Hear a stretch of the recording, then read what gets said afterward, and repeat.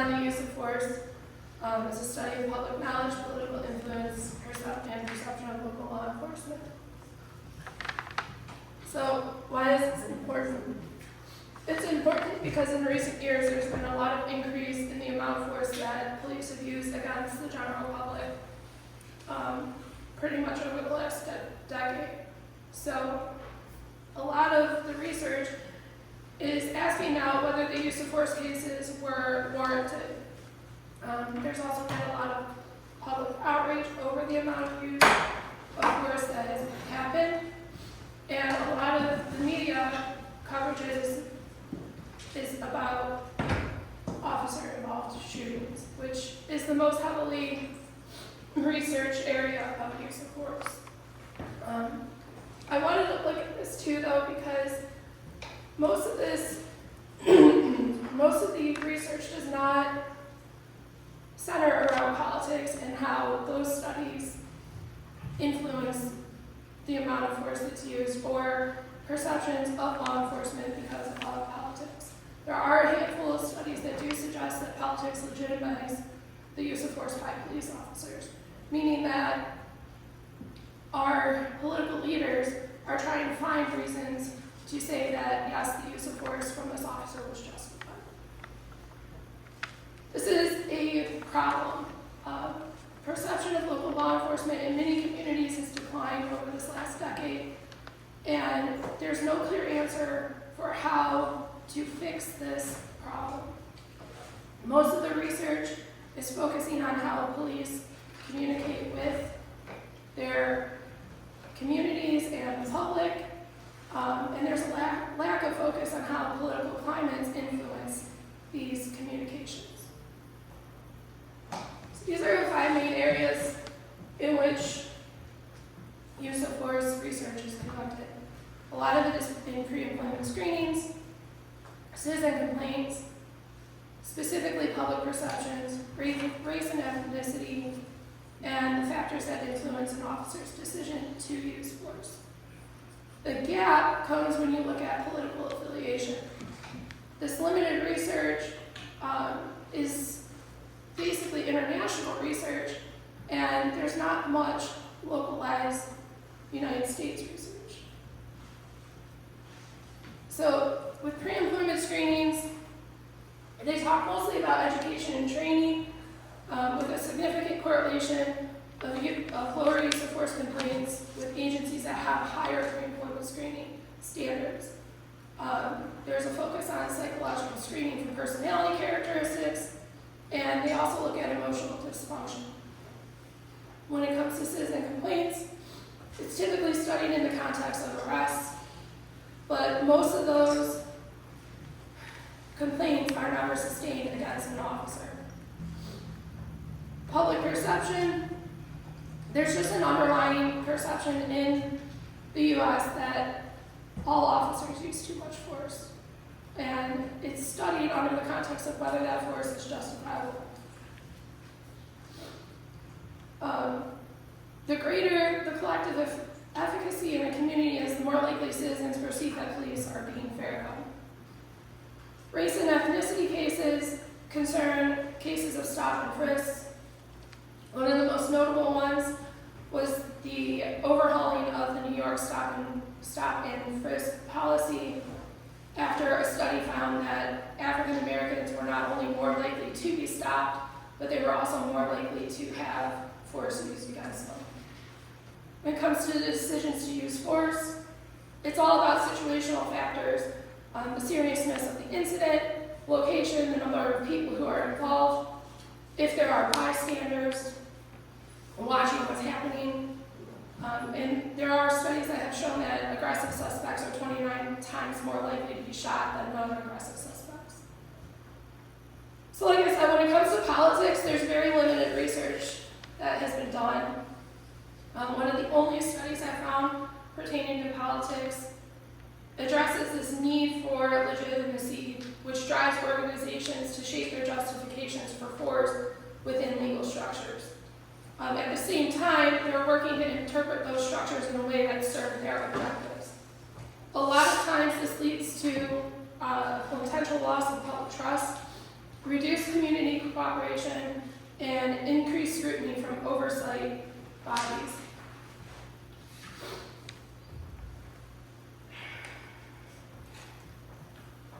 It also can lead to law enforcement engaging in strategic communications and documentation to establish the legitimacy of forces and incidents. So really, this research is focusing on how governments and institutions legitimize the use of force, while they largely ignore how individual political affiliations might affect public interpretation of force incidents at a local level.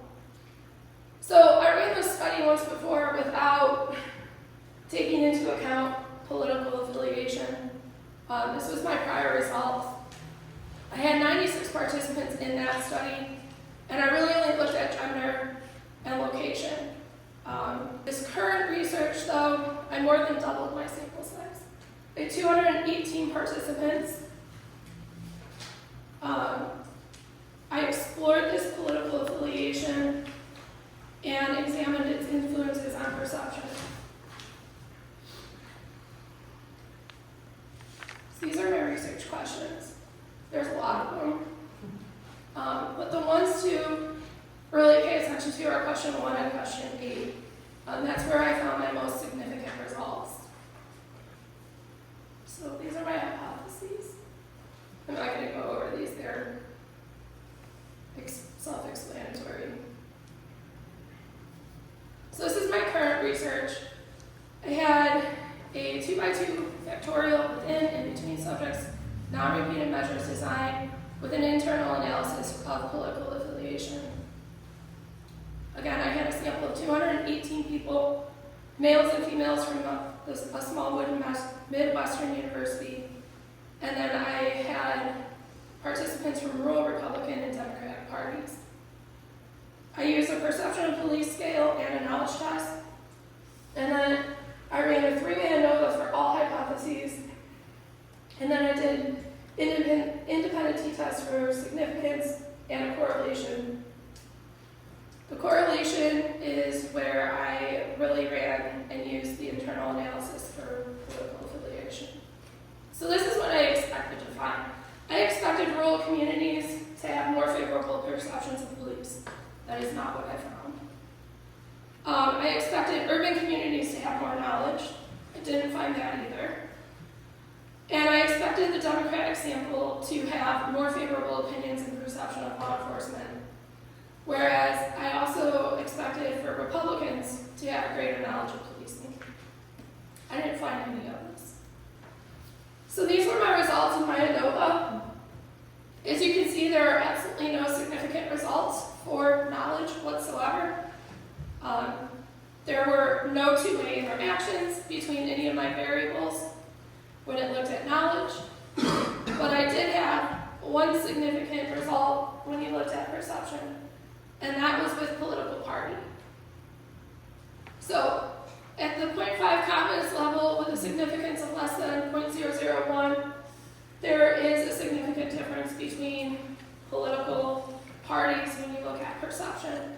And in this case, Republicans had the better view of law enforcement rather than their Democratic and unaffiliated counterparts.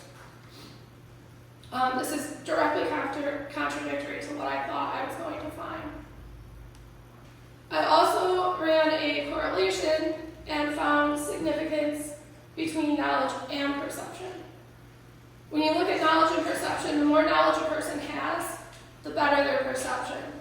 In this case, I counted high knowledge as 17 or better on my knowledge test, and low knowledge as 16 or less. Even though this correlation shows that the higher your knowledge, the better your perception, that's not completely true, because there were still people who fell into that lower category who had a very favorable perception of law enforcement. So this is not an absolute type of correlation. I had significant limitations on this though, mainly from my sample size. My rural male Democrats only accounted for 5 total people in this entire study. That amounted to 2% of my sample. And then when I did my internal analysis, I only had 7 participants that were rural, male, and unaffiliated, which was only 3% of my sample. I also had more female participants than male, and more urban participants than rural participants. The other notable limitation was my knowledge test itself. I did try to derive it from established sources on policing procedure and the use of force continuum. However, it's specifically designed for this study, so it hasn't undergone any sort of validation, reliability procedures, or anything like that. So it's essentially an artifact of the study. There's also the true and false nature of the test. Because it was true and false and a 20-question test, it gives you a 50-50 chance of just guessing and getting the question right. So for my future research, there's 3 different areas that I think would be interesting to study. It would be interesting to study this on a national scale, going into different regions, and seeing whether the trends that I found here would change based on these geographic regions, or if they're going to stay the same. It'd also be interesting to do a small-scale study with a pre- and post-test design, wherein you would give incoming freshmen to criminal justice programs the test before they go through any sort of education on the criminal justice system, and then give it to them again at the end of their semester after they've had instruction. To do this, you could actually see if there's an effect having instruction in criminal justice procedures, and that area would change their perceptions at all. And third, you could do a generational study. This would look at people who are older and who are younger, and seeing if there's differences in how they perceive law enforcement based on their personal experiences or based on their knowledge that they have of it. And this could just enhance the ability for different departments to decide whether they need to do different targeted approaches within communities between the demographic that they're working with. So if they're working with an older demographic, they may need to tailor their communications differently than with a younger demographic based on those perceptions. So my conclusions: political party affiliation, gender, and location have no effect on knowledge of policing. The study actually contradicted what most prior research suggested, which is that the public does not have a lot of knowledge about policing procedure. In fact, it's higher and more consistent across demographic groups than research suggested. Political party affiliation does influence perception of law enforcement. Again, there were significant differences between Republicans, Democrats, and unaffiliated individuals. Republicans are the ones who demonstrated more favorable views. This could potentially be explained based on party messaging, values prioritization, or possibly the way communities are reinforced with these values among Republicans. And additionally, as knowledge of policing goes up, perception scores lowered, giving a more favorable perception of law enforcement. That's it.